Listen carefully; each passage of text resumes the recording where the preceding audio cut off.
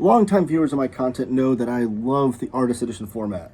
Well, DC just recently released the gallery edition of The Killing Joke in this behemoth volume. Look how thick this thing is. It doesn't just include all the original art pages of The Killing Joke, but includes so much more. If you want to see what it includes, stay tuned and watch this video until the end.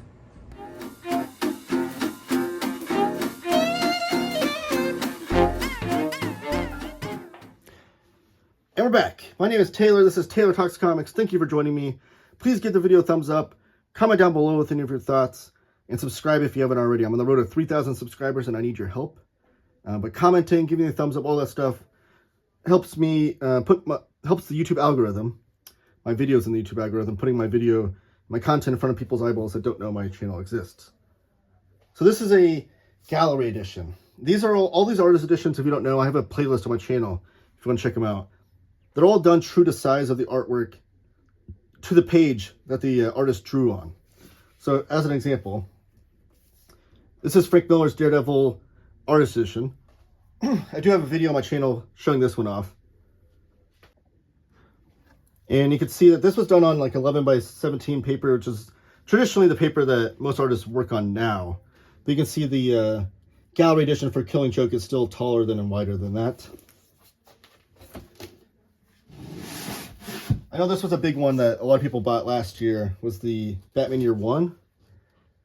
And you can't see it. Maybe I tilt the page there a little bit, but Batman Year One is a little bit taller than it and wider than it. I guess I could switch the spots here. Maybe that'll show you the size difference. So you see Batman Year One is a little bit taller than it and wider than it. But today, I'm talking about The Killing Joke.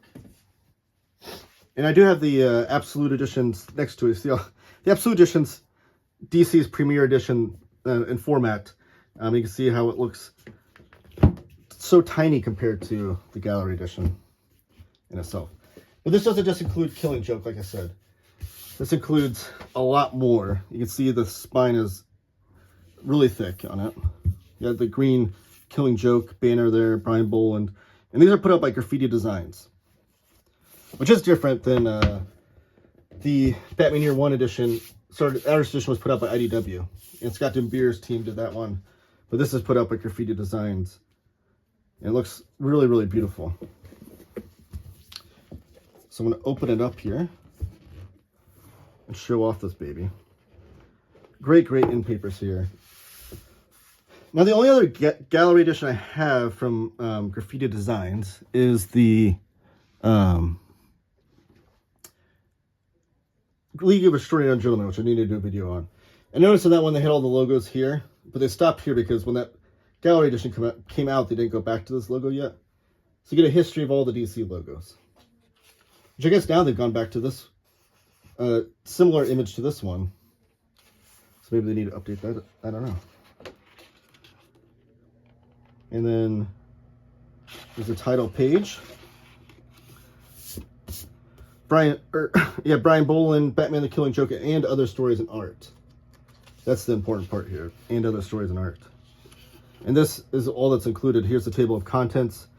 Looks like production was Gina Chapman, publishing consultant Bob Wayne, publication design was by Josh Beatman, and then Diana Schutz is the editorial consultant. Special thanks. These are all the people that helped contribute. They either own the original art and they were able to contribute high quality scans to it or what have you. But that's usually what those things go. Which you can find some famous names in there sometimes. It's kind of interesting. But yes, we have an introduction by Richard Starkings, the famous comic book letterer. And then you can see Batman Killing Joke only fills out 56 pages out of this book. And then all the rest, there's almost 300 pages in this whole book. All the rest are all these other different stories with some full stories in here. Here's the introduction by Richard Starkings. And that's important too because a lot of these artist editions don't always fill out an entire story. You can't have it as a reading experience. Now it does seem like the Graffiti Designs gallery editions typically try to do that. And one I really have my eye on that I want to get is the Dark Knight Returns gallery edition.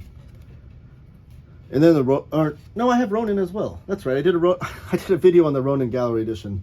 So I have 3 now. I have Loeb, Extraordinary Gentleman, Ronin, and then this. That's right. What am I thinking? But they seem to be complete stories. Now you have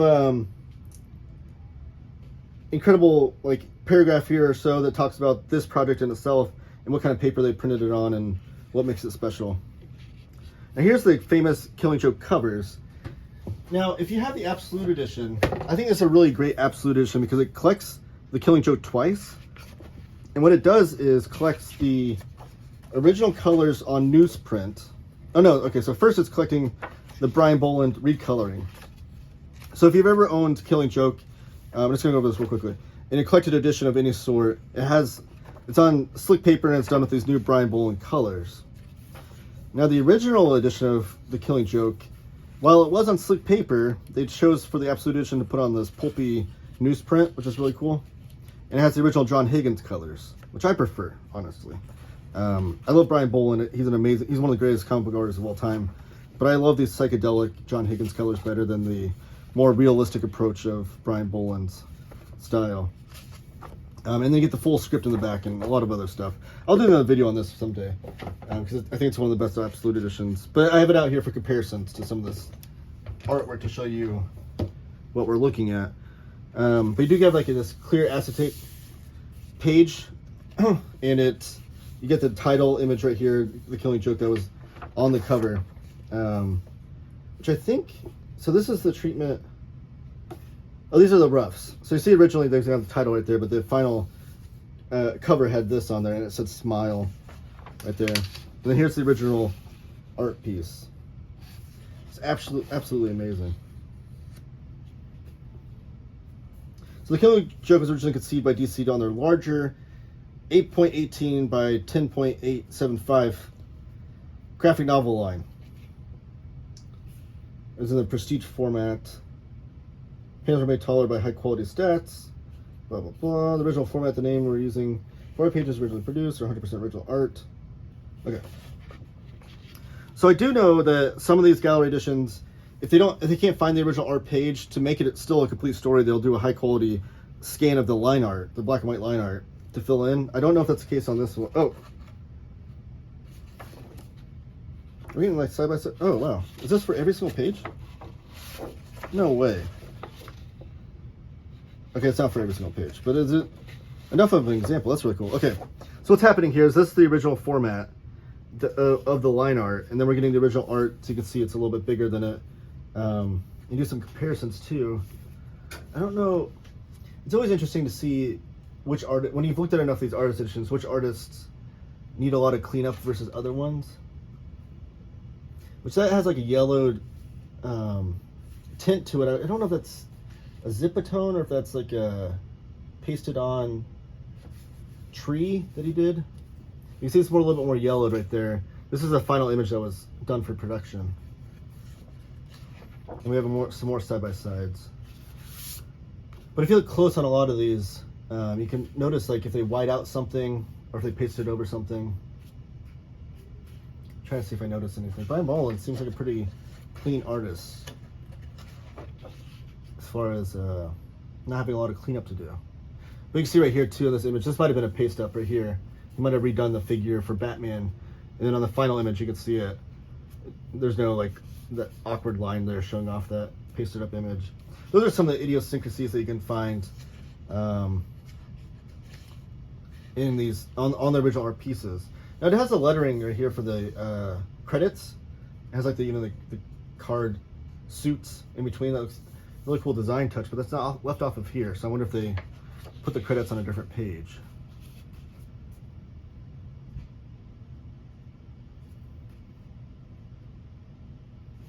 There's no lettering on this at all. Makes me wonder, how was that done then? Because they must have bumped that panel down. Oh, that's what they're talking about in the introduction. Because that panel, to be taller than it, they did stretch it out a little bit to put that lettering in there. Because you see that lettering when it fit there. These are the interesting things that I find in artist edition. Sorry, I'll keep going. It's wild. That's one of the great images by Brian Bolland. Let's flip to that actually and do that for comparison. In the Absolute. And while I'm trying to find this, remember, give the video a thumbs up, comment down below if you haven't already with your thoughts, and then subscribe if you haven't already. So there's the final image done with Brian Bolland's coloring, and here's the original art piece. And then if I can flip to the John Higgins coloring version, we can get that right here too. It's incredible. He's just incredible artist. Like his figure drawing. He's one of the great illustrative artists.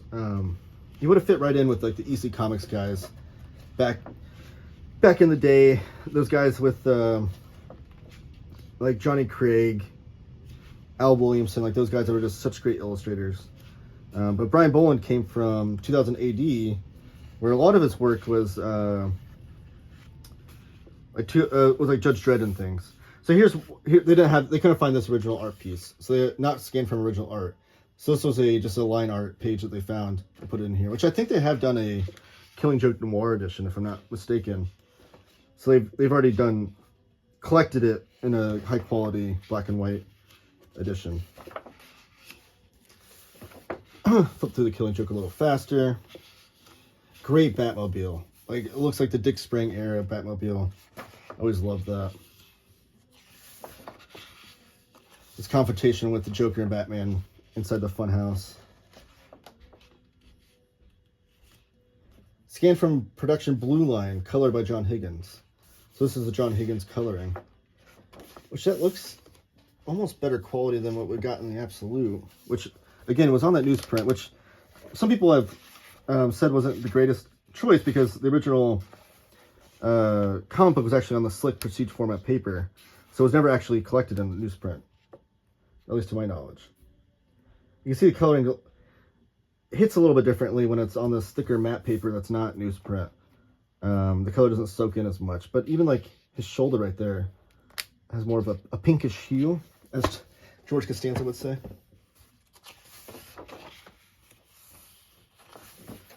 And then here's the final image, final page of Killing Joke, which we all know and recognize.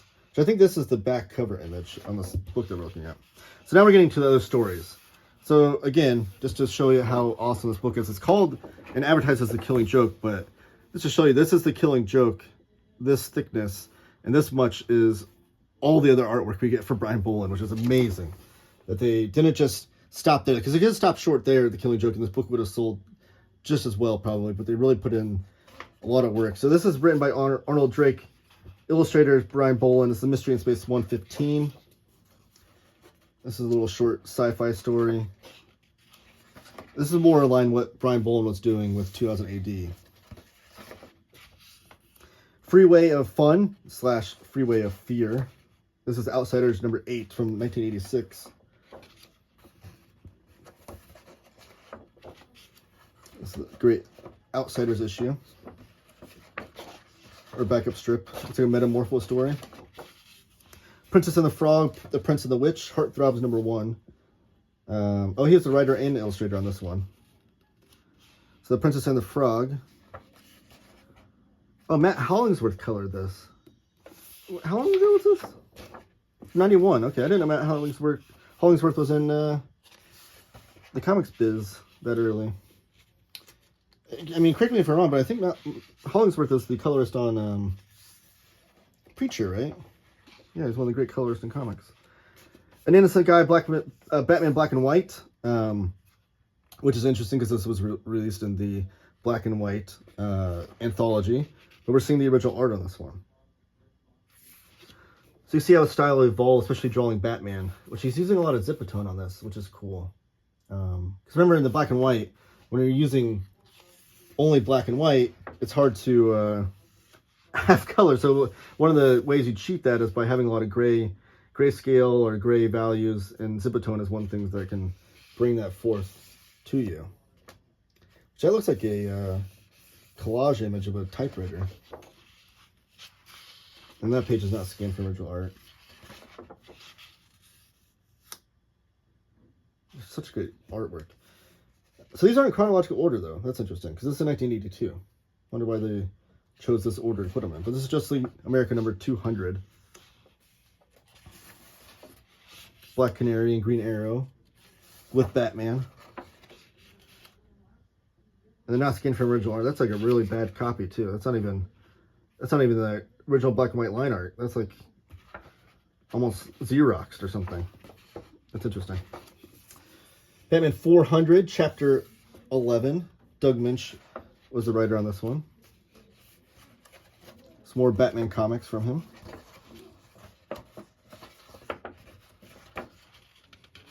And then these are all the covers he did. So if you are familiar with Brian Bolland, you know that after these big stories that he did that we just looked at, he became so in high demand for covers that pretty much became his career after that. Didn't do a lot of interiors at this point, but a lot of them are collected in here, which is amazing. So we're going to look at those.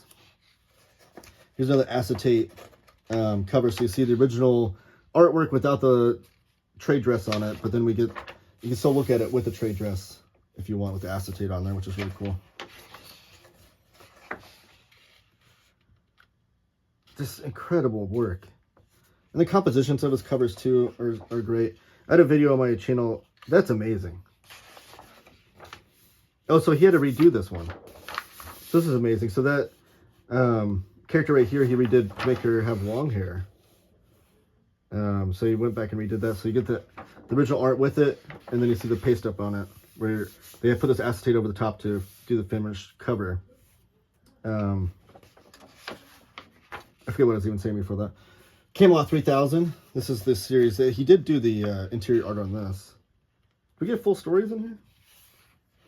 Or just some pages? Some splash pages, it looks like. We need an absolute edition of Camelot 3000. I think they did a deluxe edition back in the day, but we need that Brian Bolland artwork as big as possible. This is amazing to look at, though. Oh, that's what I was going to say. I did a video earlier this week on the Jack Kirby covers, Marvel covers. And look at my channel for that. Please, watch that video after this. But one of the things I was talking about was the compositions of covers and things. And Brian Bolland's one of the all-time great cover artists. So here you can see the trade dress and lettering on top of it. And they even took out you can see the lettering being played with there. Like, look at those images. Green Lantern and the Sandman. What's this from? Oh, this is from Camelot 3000. 4th cover.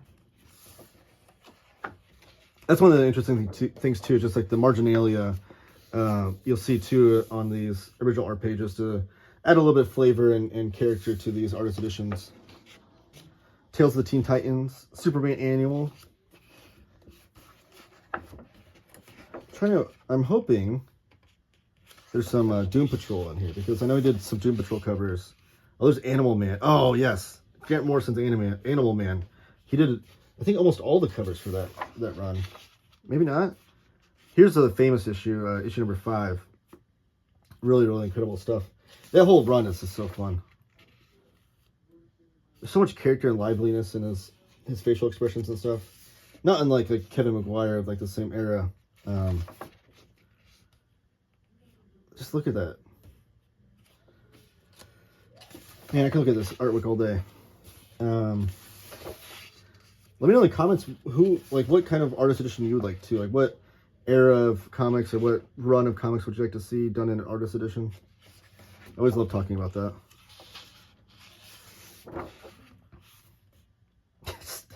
So many, I don't know. This guy, we're blessed that he chose comics, because he could have had a whole nother career as an illustrator and a whole different medium, and we would have not had him in comics. But I'm glad he's a comic book fan and he did these, because his artwork is just brilliant. I'm just in awe flipping through here. So this is post Grant Morrison era. This is the Tom Beach, Steve Dillon era, and he was still doing some Animal Man covers.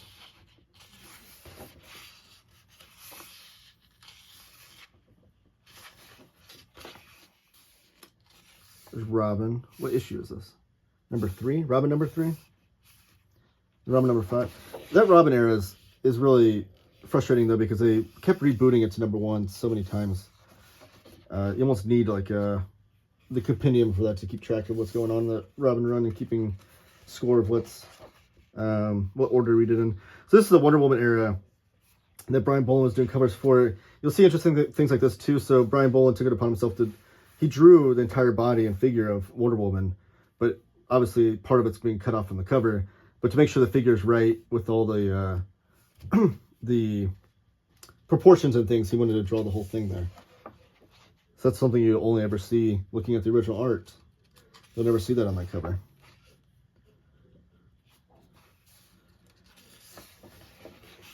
Looking at his artwork just reminds me of looking at those old 2080s also, like those covers that he was doing. Look at that freaking dragon monster or whatever that is. Is it this one? What's this lettering for? Oh, here it is. Yeah, Hero Sandwich. There's another acetate lettering on top there. That's a William Mester Loeb's era of Wonder Woman, is Bill Loeb's, that he was doing these covers for. So I try to flip a little faster. I know I'm flipping through every single page here, but I was admiring his artwork. Oh, here we get a fold out. The Who's Who cover, fold out. It's really hard to show that entire thing off on camera. It's already hard enough as it is showing this thing on camera. It's hard to do fold outs on here too. This massive book. Oh, I didn't fold out, or fold in very good. There we go. I want to crease the page on here. Lobo, one of my all-time favorite characters. Lobo issue number 37. We need Lobo Compendium number 2, please, DC, if you're watching this. Here's an Invisibles, volume 2, number 13. He did a lot of Invisibles covers. Oh, here's another fold-out. So this is Vertigo Winter Edge Holiday Special. And you get a bunch of Vertigo characters on here. See Sandman, John Constantine, the Invisibles. You get Spider-Man on this side. Or Spider-Man, sorry, Superman on this side. And then gallery color covers. So these are on color. So you get the Killing Joke. I think this is for the collected edition, like the trade paperback and things. These are on glossy paper too. So like every page we've looked at so far has been like a matte paper, to really mimic the feel of like the original art page. But these are going to be glossy, which with my lighting is typically a glare. So I'm going to try to hold it like this to prevent that. Look at this Brian Bolland. What is that, like a bookmark? What is this from? I don't know, but it's got Judge Dredd, Animal Man, Joker, all kinds of characters that DC doesn't own outright, but they have printed before. There's one Wonder Woman image. What is this for? Animal Man? From the Tom Beach era, I'm guessing. I haven't read that era. Let me know if I should. I've only read up until the Grant Morrison era. I'd love to read more Animal Man, though. Here's another Animal Man number 59. Animal Man 61. Legend of the Dark Knight for these two covers. Batmite. Getting Brian Bolland to draw Batmite's always fun. Vamps number 1. I'm not familiar with that series. Is that a series I should seek out? Let me know. Tank Girl. I didn't know he drew Tank Girl covers. That was amazing. Tank Girl. Oh, wow. There's a lot of Tank Girl covers. Tank Girl, Jamie Hewlett, though. His artwork is amazing. I have the hole-in-one Tank Girl. I should bust out and do a review of. John Ostrander's era of Spectre. More Invisibles covers. Then why did I go digital? Well, you can blame Dave Gibbons. So here's a little explanation of why he started doing his art digitally, which when you do your art digitally, you no longer have original art to show off, but I'm assuming they gave us some to show off his work in here. Here's some drawing in ink, a short story for the Freak Show, graphic novel accompanying a CD by the Enigmatic San Francisco band The Residents. They'd send me a CD-ROM of the game that went with it. Is this the cover that went with it? I don't know what that story is going to be about. This Joker on a smartphone. So there's even a lot of accompanying writing in this book too, which is really cool. And here's like a fold out of all the Green Lanterns on the Who's Who directory. The backside looks like Camelot 3000 characters. And this book is chock full of Brian Bolland artwork, though. If you're a Brian Bolland fan, you have to pick this up. Pinups and Miscellaneous. Metamorpho. Those giant toenail clippers. Superman 400. Why can't I say Superman today? Calling him Batman, calling him Spider-Man. Here's an acetate overlay. So he must have done that pinup and then over the top of it drew all this around it. It's really cool. That's for The Outsiders number 11. Oh, here's the front cover of the collection that we're looking at. And then here's the Who's Who image, which he drew these panels as well, I guess. The acetate over the top of it. Wonder Woman image. Doom Patrol number 50. Here we go. Oh, this is Sergeant Rock special number 2. This is the cover of the DC at War Artist Edition that I need to pick up. That's really cool. Shade the Changing Man number 50. Sandman Gallery of Dreams and Death. The New K and Conventions. So this is our artwork that he's done for comic convention advertisements. It looks like the official annual of DC. Oh my gosh, there's so much packed into this book. I'm sure some of these are commissions that he did. To Joe Orlando. So this is a art that he drew for Joe Orlando. I wonder if that's the original size too. That'd be really cool. If he just drew it on that little card. Which I'm assuming they are. They look like the original size on all these. Leads Speak Out. You get the color version and the line art. Forbidden Planet. That's an amazing image too. T-shirt in USA Magazine. What's so funny? Here's Wonder Woman new costume design, showing off some of the costume pieces. I don't think she ever used it. Did she ever wear the costume? I don't know. Afterword, my final word for now. Huey, Dewey, and Louie. That's amazing.